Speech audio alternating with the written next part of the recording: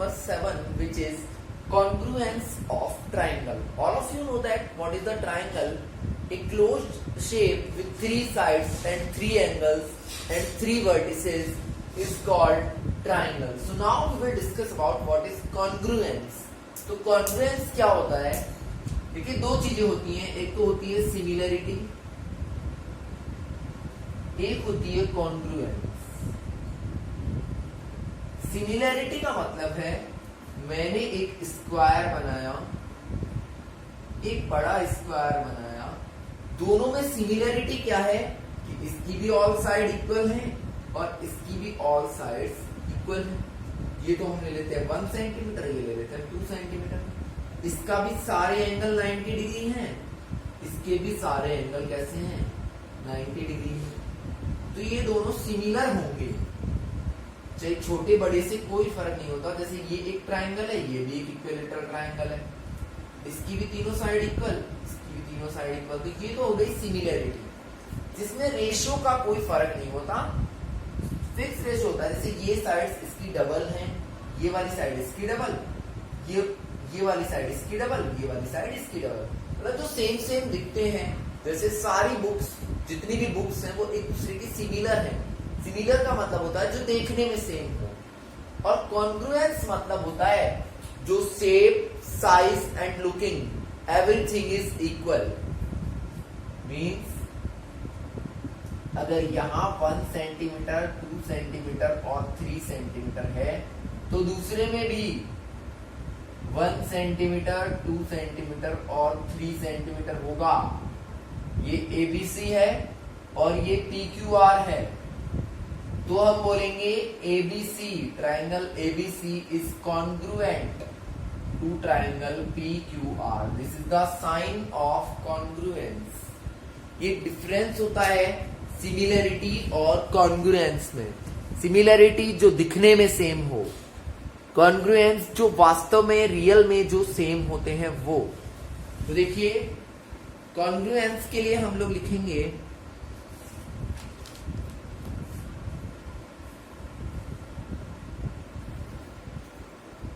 Congruence heading डाल के हम लिखेंगे if two shapes has same shape and size,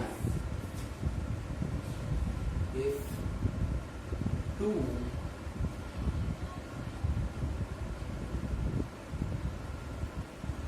shapes has same size and shape। अगर दो शेप जो है या दो ऑब्जेक्ट लिख लेते हैं हम, if two objects have same size and shape then they will be congruent of each other। तो वो एक दूसरे के क्या होंगे, congruent होंगे। ये किसकी डेफिनेशन होती है, congruence की। नोट डाल के हम लिखेंगे if two lines have equal length, अगर दो लाइंस की लेंथ इक्वल है, if two angles have equal measure, अगर दो एंगल्स के मेजरमेंट इक्वल हैं। देखिए जैसे ये भी 2 सेंटीमीटर की लाइन है और ये भी 2 सेंटीमीटर की लाइन है, तो हम क्या बोलेंगे कि ये दोनों लाइन कैसी हैं, कॉन्ग्रुएंट हैं। इसको नोट डाल के ना लिखो, एग्जांपल डाल के लिखो। ये एंगल भी 60 डिग्री है और ये एंगल भी 60 डिग्री है, तो दोनों एंगल कैसे होंगे, कॉन्ग्रुएंट होंगे।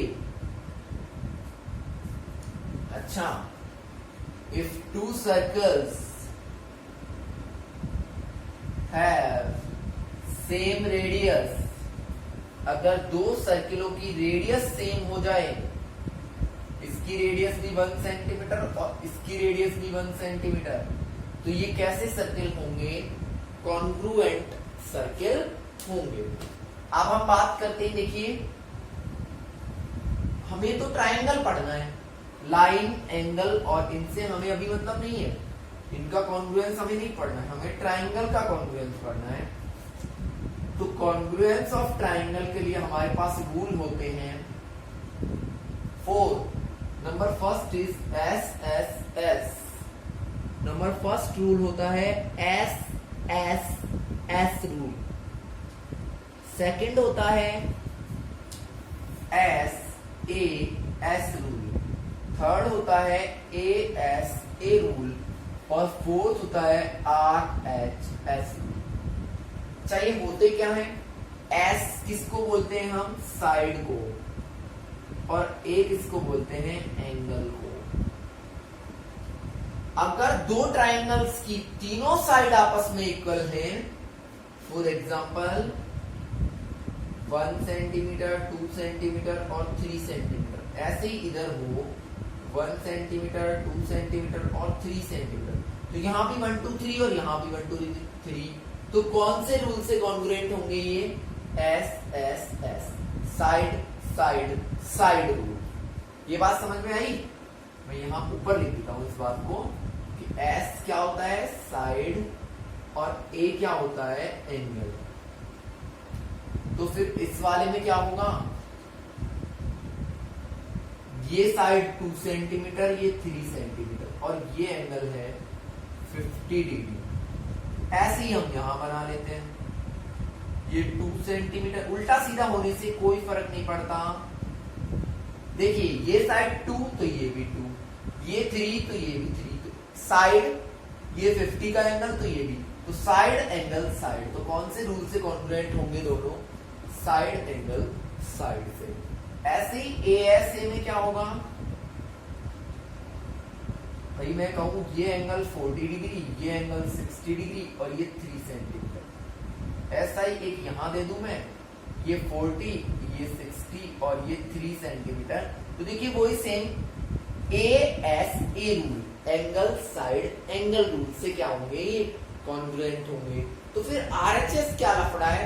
आरएचएस होता है राइट एंगल ट्राइंगल में। ये एक राइट एंगल ट्राइंगल है और ये एक राइट एंगल ट्राइंगल है। देखिए राइट एंगल तो सारे इक्वल होते हैं। इसकी हाइपोटेनियस 5 सेंटीमीटर, इसकी भी 5 सेंटीमीटर, इसकी साइड 3 सेंटीमीटर, इसकी भी 3 सेंटीमीटर। तो R H S, right angle, hypotenuse और side. R4 right angle, H4 hypotenuse, S4 side. तो ये 4 रूल्स होते हैं ट्रायंगल की कॉन्ग्रुएंस को प्रूव करने के लिए। ठीक है भाई। अब हम बात करते हैं, एक सिंपल सी थ्योरम है जिसका शॉर्ट नेम होता है CPCT। क्या होता है? CPCT। बहुत इंपॉर्टेंट टॉपिक है ये। C मतलब कॉन्ग्रुएंट, PCT इनका फुल फॉर्म पढ़ते हैं। C होगा कोरस्पॉन्डिंग, P होगा पार्ट्स, C होगा कॉन्ग्रुएंट और T होगा ट्रायंगल। तो फिर CPCT थ्योरम क्या है?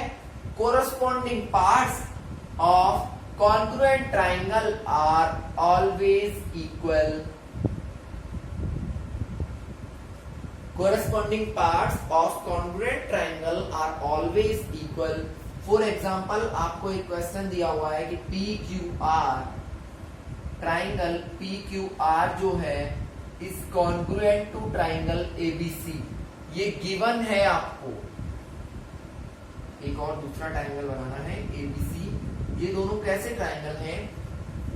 कॉन्ग्रुएंट ट्राइंगल है, उसने दे रखा है। आपको बताना है कौन कौन से पार्ट्स इक्वल होंगे। तो देखिए कौन कौन से इक्वल होंगे। PQ किसके इक्वल होगा? AB के। PQ किसके इक्वल होगा? AB के। इसके नीचे लिखना है, वैसे मैं यहाँ लिख देता हूँ। PQ होगा AB के इक्वल। कोरस्पॉन्डिंग पार्ट देखते हैं। PR इक्वल होगा AC के। ऐसे ही QR इक्वल होगा BC के। QR इक्वल होगा BC के। ये तो हो गई साइड्स की बात। एंगल P इक्वल होगा एंगल A के। एंगल Q इक्वल होगा एंगल B के और एंगल R इक्वल होगा एंगल C के। ये कौन सी थ्योरम से होंगे? CPCT, corresponding parts of congruent triangles. तो ये हमारा जनरल इंट्रोडक्शन था। After that now I am starting exercise 7.1। तो एक्सरसाइज 7.1 का फर्स्ट जो क्वेश्चन है that is depends on blank spaces. Fill in the blank type questions are there. The first is two line segments are congruent. ये first का first part है।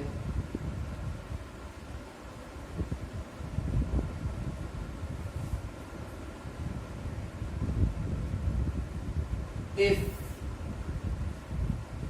next है among two congruent angles, among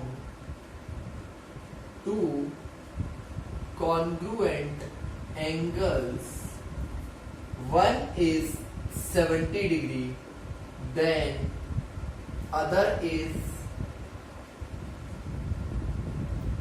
और third है when we write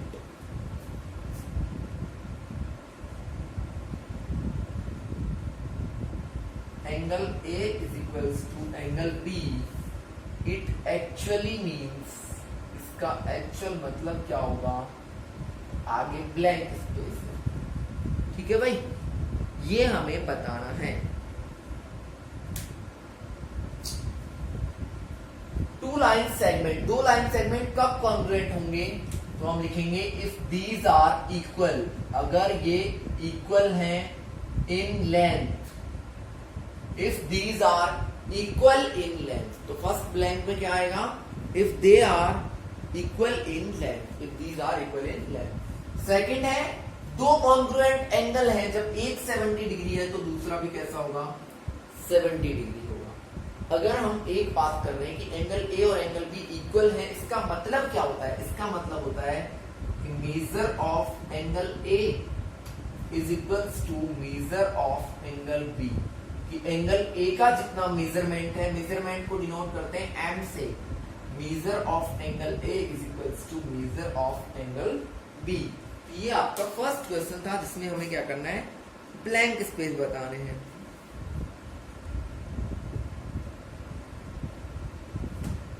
अच्छा, second है give any two examples of congruent shape in daily life.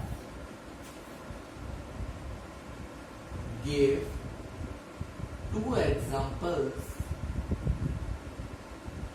of congruent shape from daily life।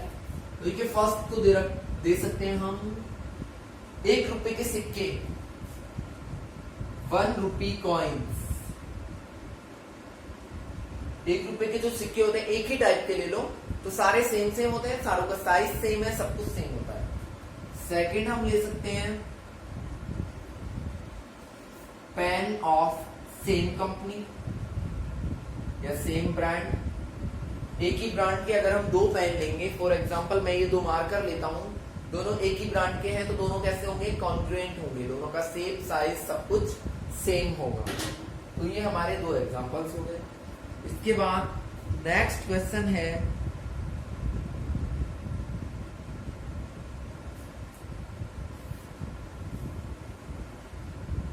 Third है, आपको दे रखा है if triangle ABC, triangle ABC is congruent to triangle FED, then write all corresponding parts। तो आपको सारे corresponding parts को लिखना है। तो देखिए हम लिख देंगे, सिंपल सा है। आप एक ट्राइंगल बनाओ ABC, एक बनाओ FED, क्योंकि जिस तरीके से नाम दिया है उसी तरीके से हम ले लेंगे।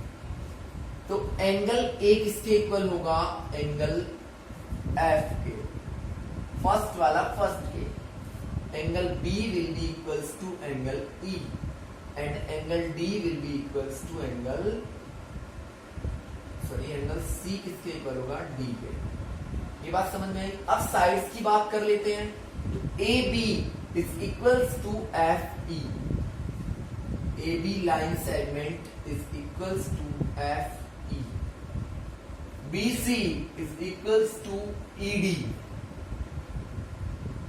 BC is equals to ED, and third is CA is equals to DF, CA is equals to DF। ये आपका थर्ड क्वेश्चन हो गया। नाउ द लास्ट इज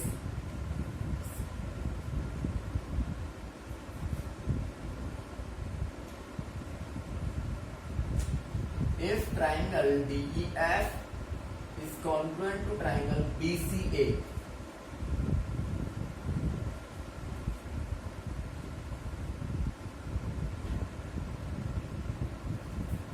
ये फोर्थ है। अगर DEF ट्राइंगल BCA के इक्वल है तो आपको कोरस्पॉन्डिंग पार्ट लिखने हैं किसके, एंगल E,